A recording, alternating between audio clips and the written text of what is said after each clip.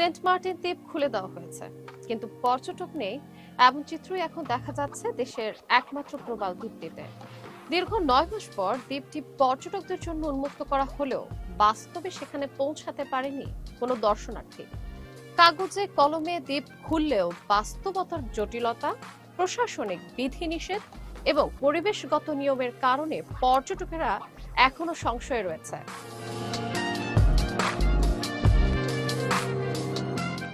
সরকার November থেকে শুরু করে সেন্ট মার্টিন পর্যটক প্রবেশের অনুমতি দিলেও বেশ কিছু শর্ত জারি করেছে। এর মধ্যে সবচেয়ে আলোচিত বিষয় হলো নভেম্বর মাসে দ্বীপের রাত্রি যাপন করা যাবে না, অর্থাৎ সকালে গিয়ে সন্ধ্যার আগে ফিরে আসতে হবে। আর এতে করে কক্সবাজার বা টেকনাফ থেকে প্রায় 7 ঘন্টার সমুদ্র যাত্রা শেষে পর্যটকেরা মাত্র কয়েক ঘন্টার জন্য দ্বীপে থাকতে পারবেন। স্বাভাবিকভাবে এই সময়সীমা পর্যটকদের জন্য আকর্ষণীয় নয়। অনেকেই বলছেন এমন যাত্রার সময়, খরচ এবং কষ্ট মিলিয়ে আনন্দের চেয়ে ঝামেলাটাই বেশি। এদিকে যাতায়াত ব্যবস্থাও এখনো পুরোপুরি স্বাভাবিক হয়নি।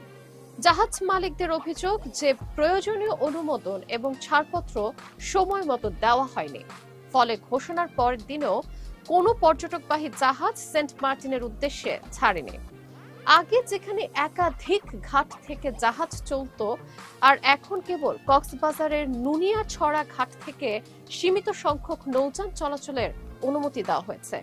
নতুন রুট এবং সময়সীমা অনেক পর্যটকের জন্য অস্বস্তিকর হয়ে দাঁড়িয়েছে। পরিবেশ সংরক্ষণ এবং দ্বীপের জীববৈচিত্র্য রক্ষার যুক্তিতে পর্যটক সংখ্যাও সীমিত রাখা হয়েছে। প্রতিদিন সর্বোচ্চ 2000 পর্যটক যাওয়ার অনুমতি থাকবে। সঙ্গে রয়েছে 12টি নির্দেশনা। পলিথিন এবং প্লাস্টিক ব্যবহার নিষিদ্ধ, অনুমোদন ছাড়া কোনো নৌজাহাজ চলবে না, সৈকতে মোটর চালিত যান চলবে না ইত্যাদি। এসব নিয়ম পরিবেশের জন্য অবশ্যই ইতিবাচক, তবে ব্যবসায়ীরা বলছেন ভিন্ন কথা। এতে করে দ্বীপে পর্যটন বাণিজ্য অনেকটাই অচল হয়ে পড়েছে। স্থানীয় হোটেল এবং রেস্তোরাঁর মালিকেরা বলছেন যে রাত্রি যাপন বন্ধ থাকায় তাদের আয়ের প্রধান উৎস বন্ধ হয়ে গিয়েছে। দ্বীপের বাজার এখন প্রায় ফাঁকা, দোকানপাট খোলা থাকলেও ক্রেতা নেই। স্থানীয়রা মনে করছেন যে পর্যটন মৌসুমে সেন্ট মার্টিন খুললেও বাস্তবে এটি এখনো বন্ধ দ্বীপ হিসেবে থেকে গেছে।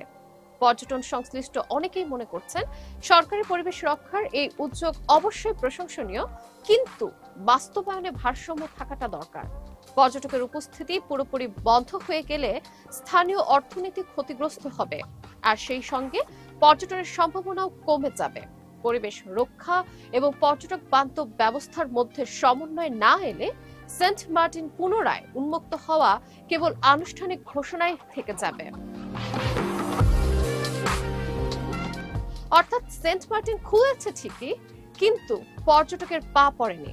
সমুদ্রের বাতাস এবং প্রবালের রং এখন অপেক্ষা করছে সেই ভ্রমণ প্রেমীদের জন্য, যারা আবারও দ্বীপের নীল পানিতে ফিরবে যখন নিয়মের কড়াকড়ি আর ভ্রমণের বাস্তবতা এক জায়গায় মিলে যাবে।